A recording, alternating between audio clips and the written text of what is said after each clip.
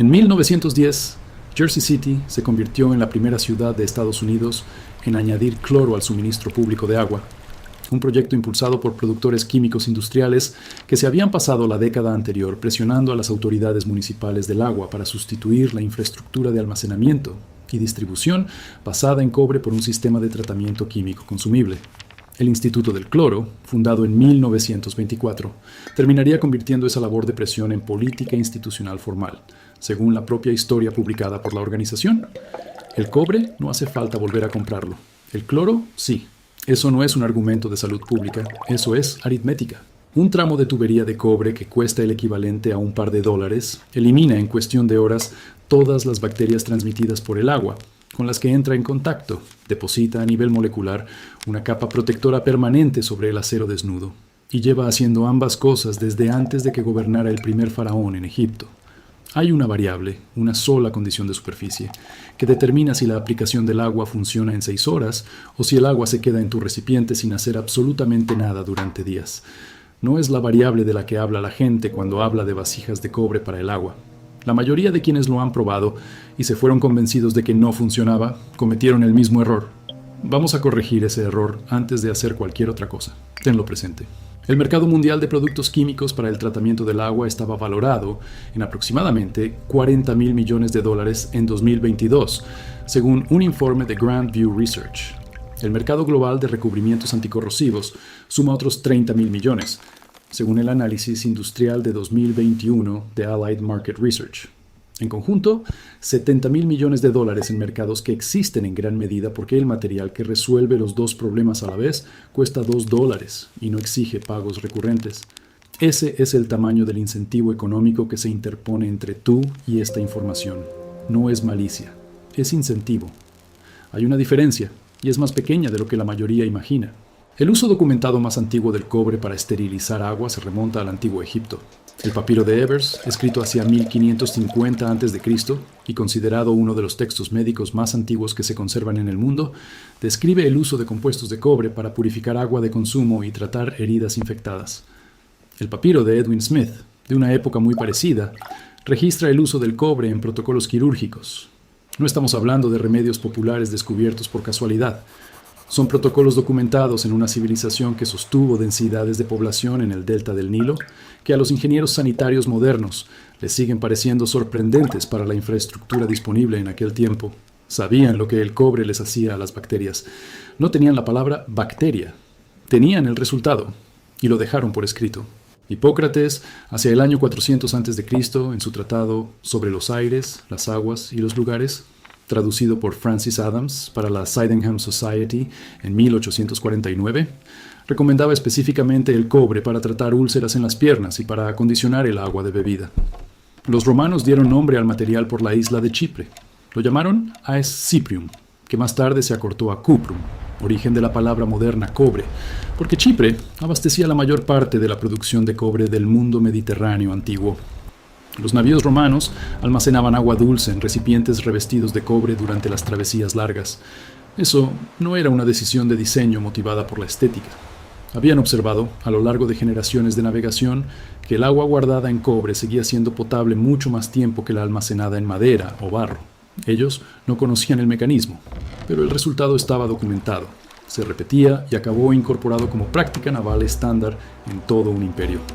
Ese mecanismo recibió nombre en 1893 gracias al botánico suizo Carl Wilhelm von Nageli, que describió lo que llamó efecto oligodinámico, del griego oligos, que significa pequeño, y dynamis, que significa poder, después de observar que concentraciones microscópicas de iones de cobre y plata eran letales para algas y bacterias en diluciones muy por debajo de cualquier umbral convencional de toxicidad. Von Nageli demostró que el cobre elimina microorganismos en concentraciones tan bajas que el resultado no puede explicarse como un simple envenenamiento químico directo. Lo que ocurre es físico. Los iones de cobre se unen a proteínas de las membranas celulares bacterianas, alteran la función de las enzimas y descomponen la integridad estructural de la pared celular. La bacteria no puede adaptarse a eso. La evolución no genera resistencia a una ruptura física de membrana, igual que genera resistencia a los antibióticos. Los antibióticos bloquean rutas químicas concretas que las bacterias a veces consiguen rodear. No hay manera de rodear una membrana reventada. El efecto oligodinámico es, en el sentido técnico preciso, permanente. La Agencia de Protección Ambiental de Estados Unidos registró el cobre como el primer, y todavía uno de los muy pocos, materiales sólidos con estatus antimicrobiano, certificado en 2008, según la base de datos de registro de pesticidas antimicrobianos de la propia agencia. En ese único acto se registraron 355 aleaciones de cobre. La razón por la que esto apenas recibió cobertura en los grandes medios merece un momento de atención. Un estudio de 2013, publicado en la revista científica revisada por pares Infection Control and Hospital Epidemiology, dirigido por la doctora Cassandra Salgado en la Universidad Médica de Carolina del Sur, encontró que sustituir las superficies estándar de las habitaciones de cuidados intensivos por superficies de aleación de cobre reducía las infecciones asociadas a la atención sanitaria en un 58%. Un 58%. Esa cifra debería haber cambiado de raíz la política de construcción y renovación hospitalaria en todo el mundo. No lo hizo.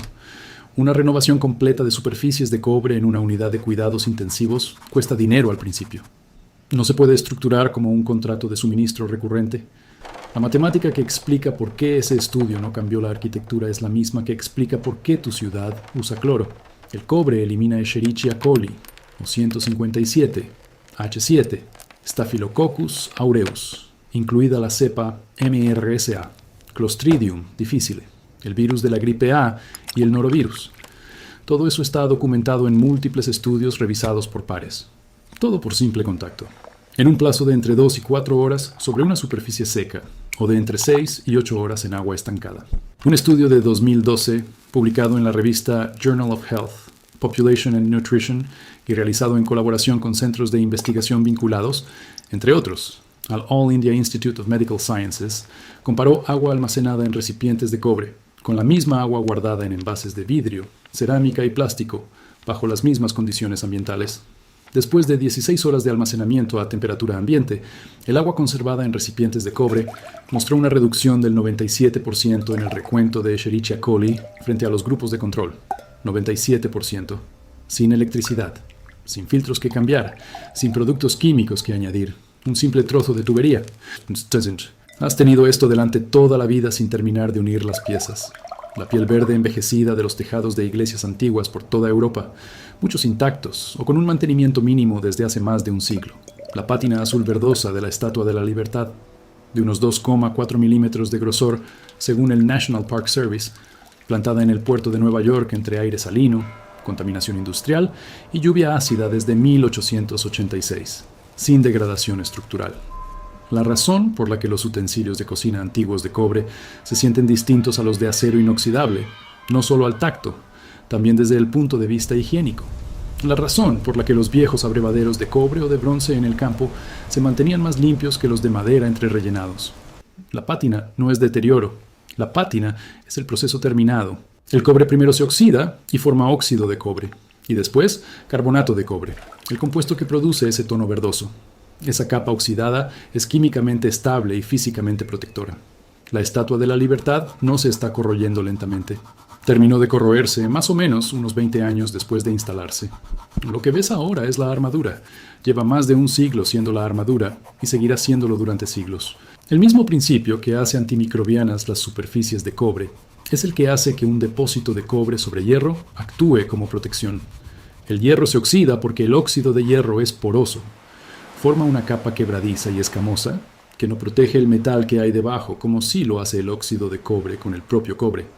De hecho, la capa de herrumbre acelera todavía más la corrosión, porque atrapa la humedad contra el metal base. Cuando el cobre se deposita directamente sobre el hierro a nivel molecular, mediante una reacción de desplazamiento químico, en la que los átomos de hierro ceden electrones a los iones de cobre en disolución, los átomos de cobre se fijan sobre la superficie del hierro y el sulfato de hierro pasa a la solución, se crea una condición completamente distinta. El cobre no está apoyado encima del hierro como si fuera una capa de pintura. El cobre está sustituyendo átomos de hierro en la superficie.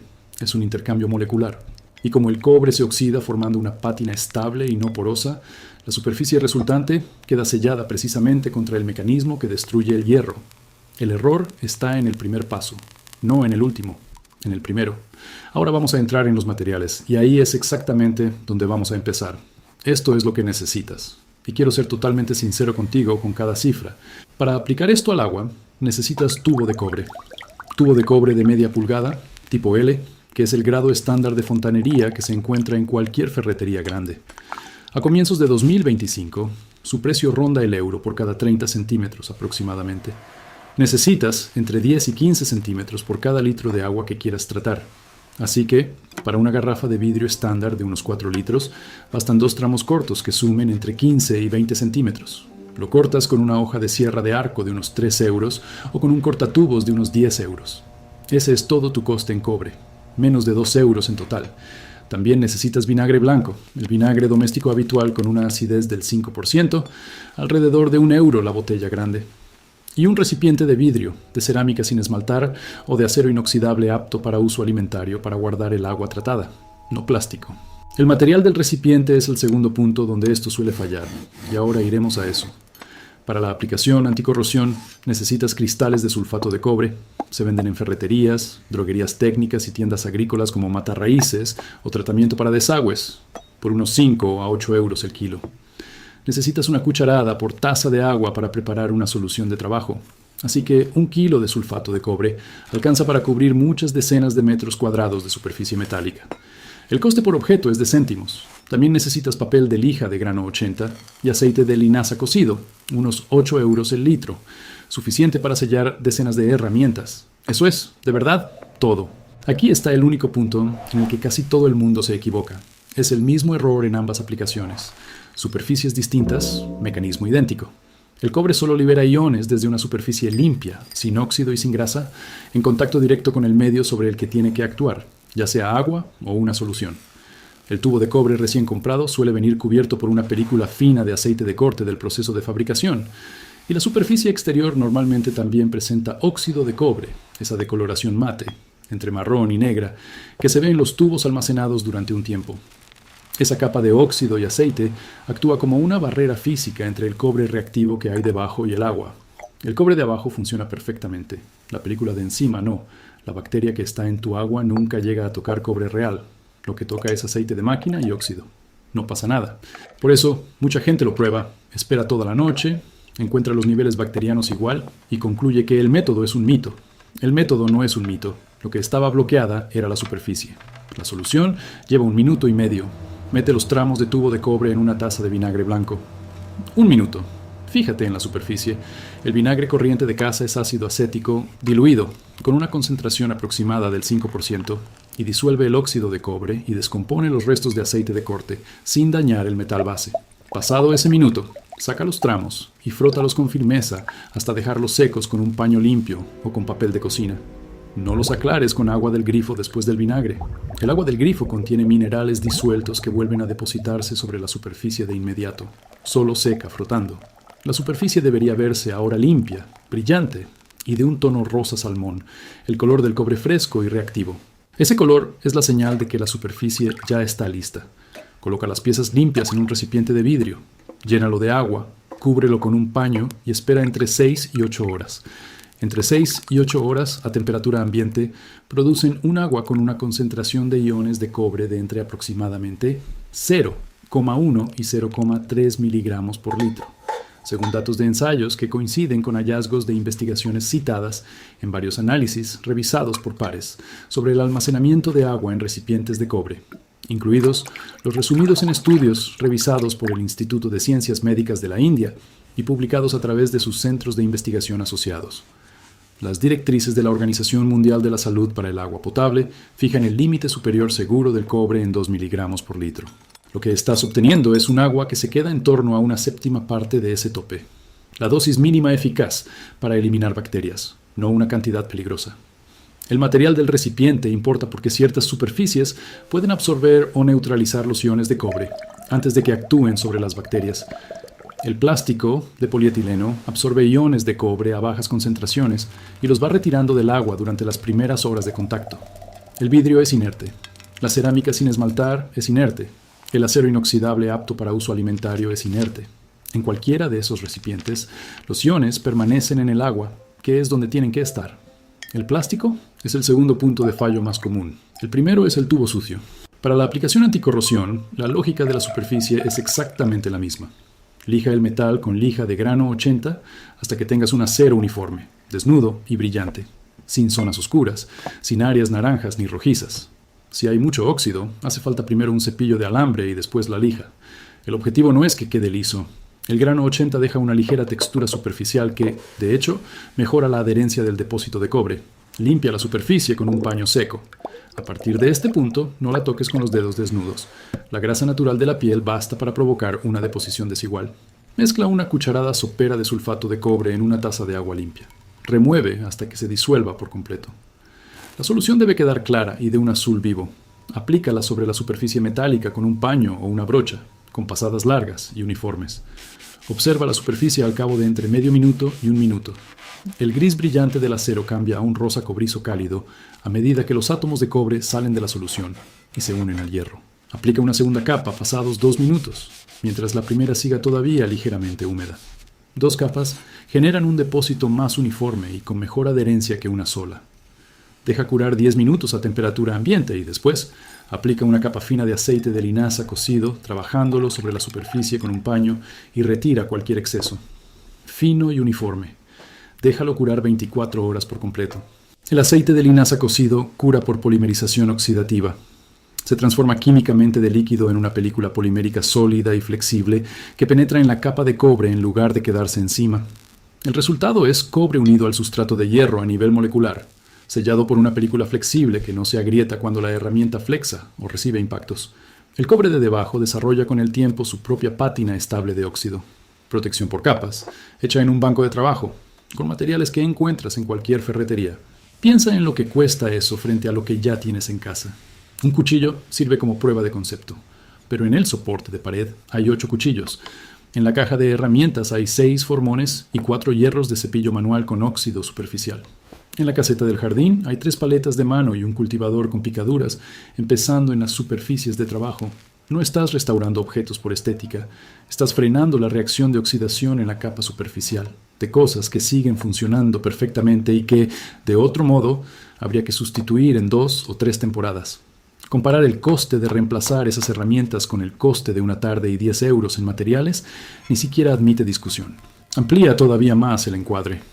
Los postes de la valla del fondo de la parcela son de acero dulce y ya empiezan a mostrar óxido superficial a ras de suelo, justo donde la humedad de la tierra permanece apoyada contra el metal, entre una lluvia y la siguiente. Ahí es exactamente donde empieza el fallo estructural, no arriba, donde ves el óxido y lo miras con una preocupación pasajera. En la base, donde el óxido está asentado en una humedad constante y va convirtiendo el hierro en óxido justo en el punto que soporta la carga. Unos 2 litros de solución de sulfato de cobre y una brocha ancha. Una tarde de aplicación. 24 horas de curado con aceite de linaza. Los postes que iban camino de tener que cambiarse en 3 o 4 años ahora quedan protegidos justo en el punto de fallo, por menos de 5 euros en toda la línea de la valla. Y aquí está lo importante de esta combinación. Cobre para el agua, cobre para el metal. Algo que tardó muchísimo en salir a la luz y que, una vez lo ves, te cambia por completo la forma de entender todo el problema. Las culturas antiguas que usaron el cobre con más decisión, Egipto, Roma, India, los comerciantes marítimos fenicios, no llevaban 2 programas distintos, uno para tratar el agua y otro para proteger el metal, con 2 presupuestos de materiales diferentes y 2 decisiones de compra separadas. Usaban un solo material porque un solo material resolvía lo que había que resolver. Los recipientes de cobre guardaban el agua y se mantenían limpios. Las herramientas de cobre trabajaban la tierra y no se echaban a perder por corrosión. Los accesorios de cobre unían las infraestructuras de distribución de agua y al mismo tiempo purificaban el agua que pasaba por ellas y duraban sin necesidad de ciclos de sustitución.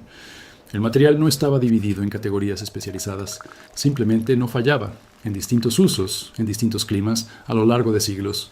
La razón por la que hoy existe una industria de productos químicos para el tratamiento del agua de $40,000 millones y, por separado, una industria de recubrimientos anticorrosión de $30,000 millones, no es que estos problemas necesiten soluciones distintas. Es que las soluciones combinadas son estructuralmente difíciles de monetizar. Un solo material que resuelve 2 problemas en tu casa es una compra que haces una sola vez. 2 industrias necesitan 2 ciclos de compra, 2 contratos recurrentes de suministro, 2 calendarios de reemplazo y 2 grupos de instaladores o técnicos. La segmentación no es una realidad técnica, impuesta por la naturaleza de los problemas. Es un modelo de negocio impuesto sobre problemas que un solo material ya había resuelto hace 4000 años. Aquí también hay limitaciones reales. El tratamiento del agua con cobre es bactericida, no un sistema de filtración completo. Actúa sobre la parte biológica, bacterias y ciertos virus, mediante el efecto oligodinámico. No elimina contaminantes químicos, escorrentía agrícola, metales pesados procedentes de zonas industriales ni sedimentos. Si el agua proviene de una fuente con contaminación química conocida, conviene combinar el tratamiento con cobre con una filtración física, como un filtro cerámico o una etapa de carbón activado para lograr una seguridad de amplio espectro. Ambos métodos se complementan y ninguno compromete la función del otro. Para evitar el óxido, el depósito de cobre más aceite de linaza funciona bien en herramientas de mano, útiles de jardín, herrajes exteriores expuestos, trabajos decorativos en metal y acero dulce en condiciones normales sobre el nivel del suelo. No equivale al galvanizado industrial por inmersión en caliente para acero estructural en aplicaciones permanentemente sumergidas o enterradas. Para componentes estructurales enterrados de forma permanente o en ambiente marino, hay que usar un recubrimiento industrial adecuado. Hay que saber exactamente qué le estás pidiendo al material y ajustar el método al uso concreto. En un museo de El Cairo hay una tubería de agua de cobre excavada del complejo de pirámides del antiguo Egipto en Abusir, instalada aproximadamente hacia el 2400 a.C., según la documentación de la exposición del Museo Egipcio. Fue hallada estructuralmente intacta. Su superficie había completado su ciclo de oxidación y se había estabilizado en una pátina protectora. 4400 años bajo tierra, sin intervalos de mantenimiento, sin calendario de retratamiento, sin coste de sustitución, sin contrato recurrente. Hizo su trabajo durante 4 milenios y luego se quedó esperando en una vitrina de museo a que alguien se diera cuenta de lo que eso significaba.